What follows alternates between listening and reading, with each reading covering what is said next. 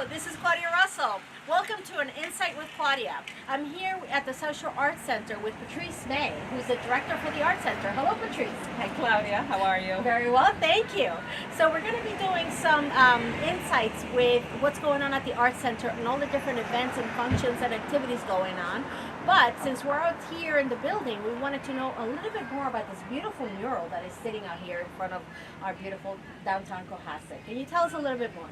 Sure. So this mural is actually was our opportunity to bring an exhibition that was in our main gallery, the Bancroft Gallery, out into the public realm. We had an exhibit about 1 year ago. Feels like 2 years ago because we do so much around here.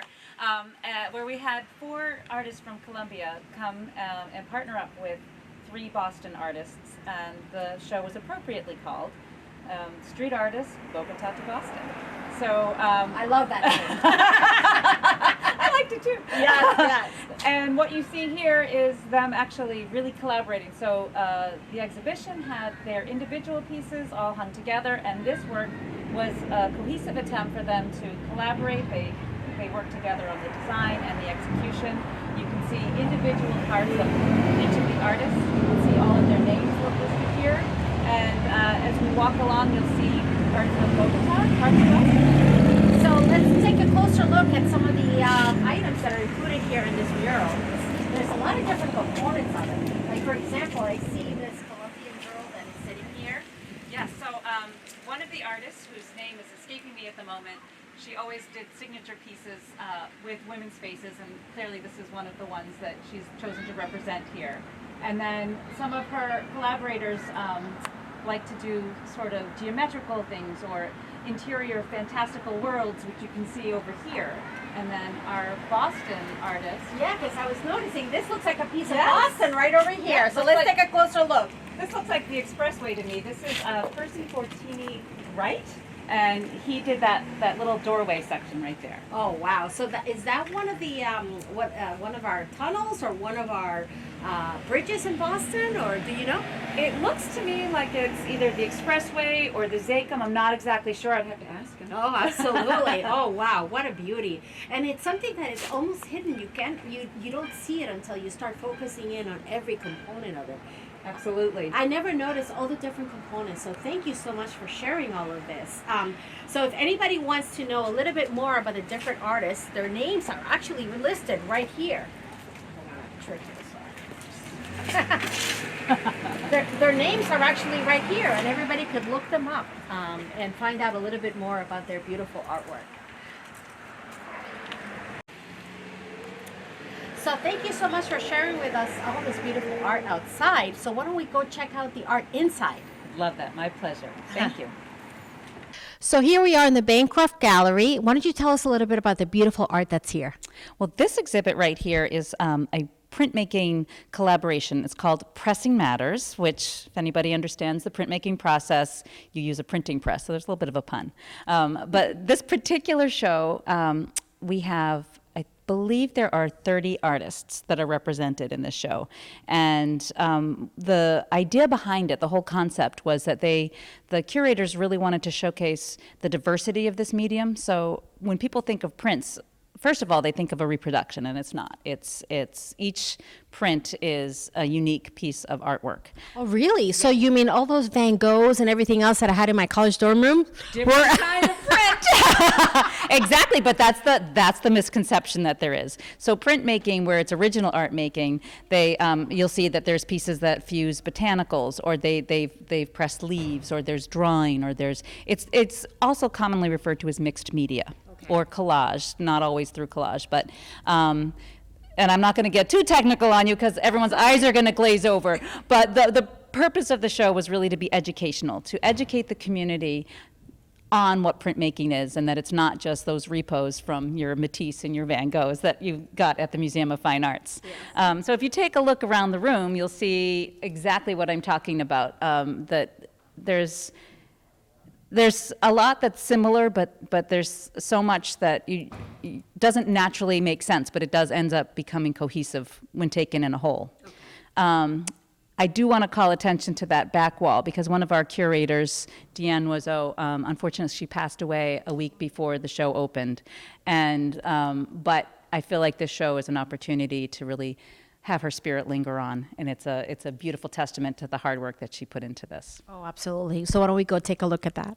Absolutely. Deanne Loiseau. So why don't you tell us a little bit about some of the artwork that she has done? Well, I'd really love to draw your attention to the centerpiece. This is a piece that she actually did at our festival, the last one that we had. We had a special huge press come in. It's called Big Ink. And the guy that runs it, Lyle Castonguay, also calls it the Big Tuna. It's a special press it's for woodcuts, and it can accommodate a woodcut as large as 4 feet by 8 feet. Wow. So Deanne's obviously isn't quite that big, but she, as you can see in the little tribute that we have, she was so happy the day that she did that. And so that was just 3 months ago. So her illness and her passing was very sudden and kind of traumatic for a lot of us. But this for us is a way that we can really feel that she's here and her work is so strong. She obviously loved trees. And so she had the 4 pieces that she did on the press and then the one that she did at Big Ink. And she will always be remembered here in Cohasset. She absolutely will be, yes. Oh, it's beautiful, beautiful. Now, in terms of the printing press, do you have one here on site? We have one upstairs. I will show you in one of our studios upstairs. It's, in fact, all of our gallery space and our studios double as other uses. So the print studio is also a paint studio, is also a children's studio. This gallery tonight, we have a board meeting, which is why we have tables set up. Typically, we would meet in a different gallery, but there's a class taking place there. All 4 of our community spaces will be in use this evening, which just goes to show you exactly how robust our programming is. Oh, yes. Yeah. Now, question for you, though. Can individuals rent the space out for like weddings or different types of functions? They absolutely can. In fact, we have a wedding to be held this Saturday. Oh, wow. I know. And it's very sweet. The bride took classes from Deanne, but when she booked her wedding a year ago, she didn't even know that this exhibit was going to be installed. Oh. So it's a lovely sort of bittersweet serendipity. Yeah, absolutely. All right, so let's go take a look at the other galleries. What type of artwork can we find in this gallery? Which gallery is this one? This is our Dillon Gallery. It's named for one of our past executive directors. Currently, we have this space is reserved for our gallery artists, which is a particular membership level where artists are juried in by peers. We just had a jurying process last Thursday, and we welcomed 3 new gallery artists. Today, what you're looking at is a collaboration between 2 longtime collaborators, Ann Conti and Jean Wiley. They both lead our ceramic studio, so they're both clay artists, but they also obviously work in other media. So Ann also does painting, and Jean also does glasswork. So most of the pots that you see around are Jean's. So that face is just Anne's, but then other pieces where there's paintings that have been augmented with the glasswork, that's a collaboration of the 2 of them. Oh, wow. And they call the show Contexture. Oh, I love the name. Yeah, it's a great name. Very creative and artistic. Yes. And so this evening, in this wonderful space filled with art, there will be a photography class taught by Cohasset artist Stephen Sheffield. People know him pretty well. And so he'll be leading a class on advanced photography, or sort of experimenting with the next level of it. So you offer a tremendous amount of classes. I wonder, you have thousands of members here. Don't you have about approximately 1,200 members, as well as you serve 1,500 students? Is that correct? Well, close. So we serve about 20,000 people a year. We have about 1,000 members. It's about 14,000, 12,000 is the festival alone. So I think that might be the number you're thinking of. But we could say that they're all members. I mean, how could you go to the festival and not want to be a member? Absolutely. They just don't officially join. Okay, but, no problem. We do offer, I think we have probably about 30 classes that we offer each session. We have 4 sessions, and they're timed with the seasons. About 20 of them are for adults, and 10 of them are for young people. Then we also have weekend workshops. So we have a lot going on, and that's why our space is always doubling as one thing or another. Absolutely. And if you wanted to do a class, how would you go about doing that? So we have, if you went to our website, www.ssac.org, there is a tab for education. You could check out all of our offerings. We are mid-session right now, so I would probably look out for another month and then see. But at the end of every season, you can see what offerings are coming up for the upcoming one, and there's something for everyone. I like to say that there is we have foundational arts, but we also have more emerging media. We have a youth filmmaking, animation experiments, all kinds of things. We have something to suit every age, every ability, and every income. We do offer scholarships. And one thing I forgot to mention, Claudia, in our previous space and this one here, every Wednesday, these 2 spaces get flooded with elementary school students. We have a really robust artist in residence program, and that's the 1,500 kids that you were talking about. Yeah. So they come free of charge, which is pretty amazing, particularly in this day and age when art experiences are being truncated from schools. Yeah. I mean, we're lucky in Cohasset that that's not the case, but we are South Shore Art Center, and we serve the entire region. And we have kids that come on field trips. The school systems have to pay for the bus, but that's it. And they come in, and it's interdisciplinary arts. They meet a living artist, which is really important, because if you think about it, we know about Degas and Matisse, but they're old dead guys. So it's wonderful when they get to meet a living artist, often women. And I think it's really important to state the fact that to see a woman in a position of power, I think it's very empowering for the young people to say, I could do that. That's something I could do. Wow, I really like what their work is. And not only did they say, I can do that, they actually have to do it, because then we have projects that are based on that artwork. And we try to tie it to their curricula a little bit, their school curricula. So, for example, this year we have Jess Hurley-Scott. She's a Situate artist, and she does these incredible multi-leveled acrylic paintings. They're like a acrylic panels, and she has painted wavescapes on them. Oh, wow. So That must be gorgeous. Oh, they're beautiful. And the young people are going to learn not just her technique and to see it, but they're going to learn about wavelengths, and they're going to learn about how the moon impacts the tide. And so there's going to be a really in-depth marine science built into the artwork that they're developing. They're going to go home with a completely different experience and thought process than they had coming in. Oh, absolutely. And that really expands their knowledge and their skill set. Oh, yeah. That's wonderful that you not only teach them art, but also teach them other aspects and how it interacts with other sciences or other types of fields. The real life world applications. There you go. Get that one out. Oh, wonderful. All right. They're etching, or they've done like a solar plate panel or whatever it is that they have been working on. It gets inked and it runs through here. But again, I've never done it myself. I've just watched it, and it feels like magic to me. I'm sure. But maybe we could see some of the outcomes of this. Do you have any on the walls? We have them in the gallery downstairs. Oh, that's in the first floor. Yes, that was the outcome. That's right. That's why we talked about that. Absolutely. And I forgot to mention that that group, they're called the Coastal Printmakers, evolved here in this very studio. Oh, wow. And having their work as a team showcased on that particular gallery walls was a dream for so many of them. It organized, I think, in 2007, so 12 years in the making. Wow. And they come here. So we call her our printmaking guru. Her name is Esther Machio, and she's been leading this studio for about 20 years. And before her, there was another artist named Burge. But most of the artists downstairs are students of Esther Machio, but they're professional artists in their own right. So they come here not as much to learn, although there's some of that, but it's to create in solidarity, because visual art making can be kind of a solitary experience, and this allows it to be very collegial and co-inspiring. it just creates that wonderful energy that lends itself to beautiful art making. Oh, absolutely. And it's on a social setting too, coming here and meeting other people. They have lunch together, they keep up with each other. I think it's really powerful. Oh, wonderful. How old is this printing press? That I couldn't answer. I've only been at the Art Center for 2 years, so a lot of this predates me. So why don't you tell us a little bit about yourself and your background? Sure. So I'm actually not a visual artist. I'm a poet.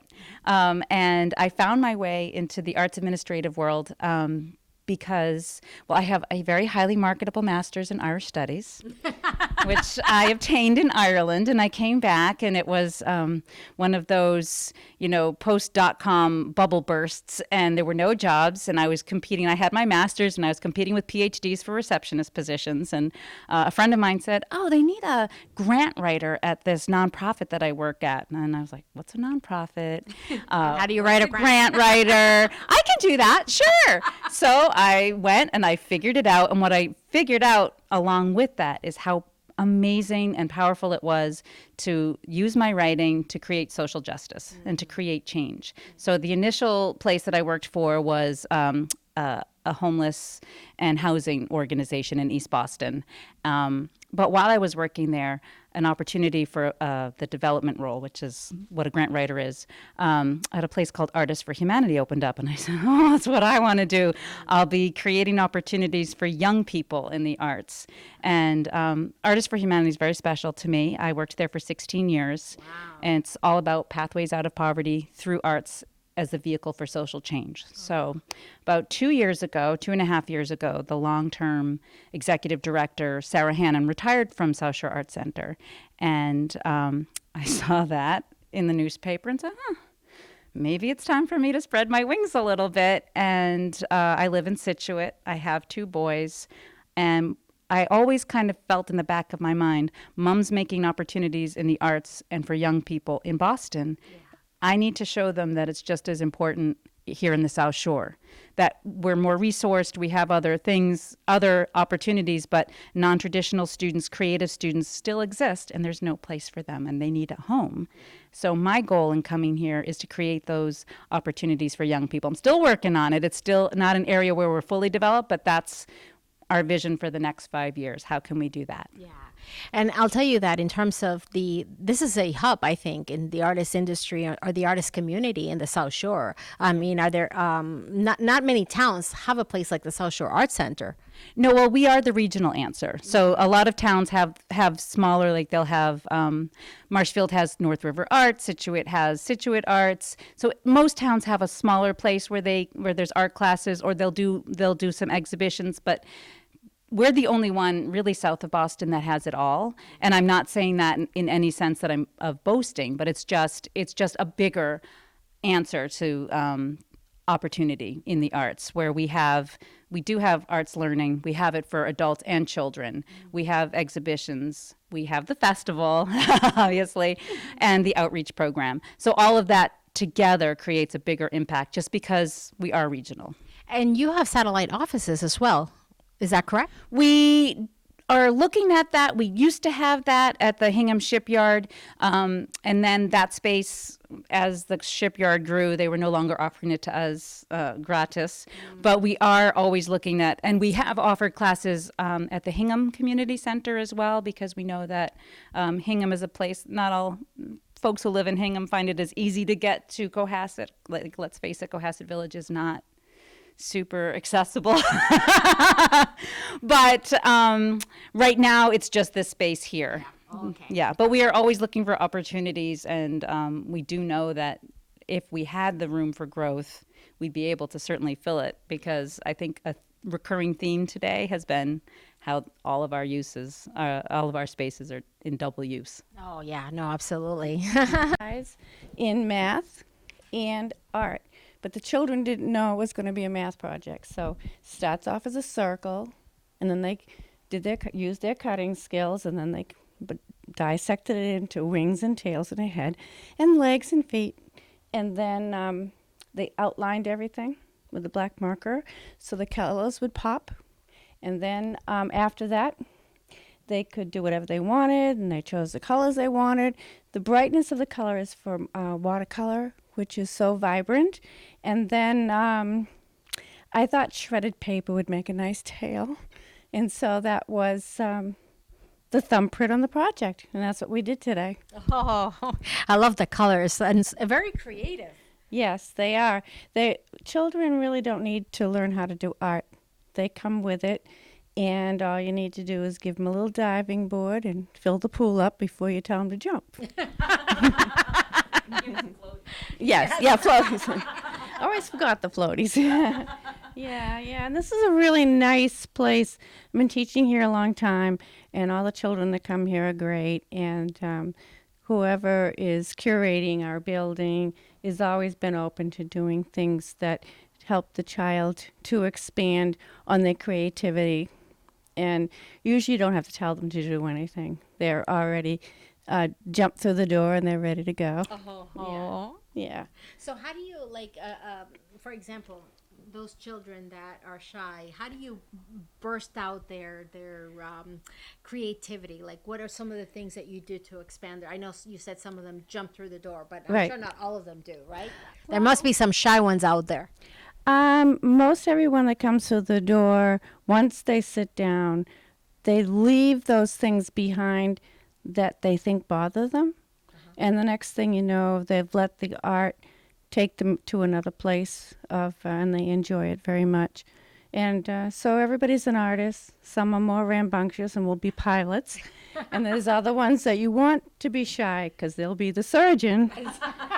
You don't want them planning their golf game. And so I think the challenge now is with children that have autism and learning abilities like that, and to have them come into the classroom and everybody's on an even playing field. You know, it's not, you know, I just treat them as artists. And that's, they're here for an hour and a half, and they do great. They do fantastic. The thing is, it's a whole full day in school. They get up early. They come here at 4 o'clock, and then usually they have to be surgically removed at 5:30 when it's time to go. Oh, I'm sure. Yeah. So it's a really good thing. It's wonderful for the children, and there's a lot of children that don't play sports and they don't do other things. But I've been an artist my whole life, and I just hope they bury me with my brushes. I got things to do on the afterlife. You know? Absolutely. You got a lot of painting to do. Absolutely. That's it. You got it right. Yeah, you got it right. Yeah. That's Well, it. thank you for letting us learn a little bit about the children's program. Okay, you're welcome, and thank you for the opportunity. All right. Tell us a little bit about the ceramics program. So our clay studio serves everyone from age 4 until it's like that Christmas song, the Nat King Cole, kids from 1 to 92.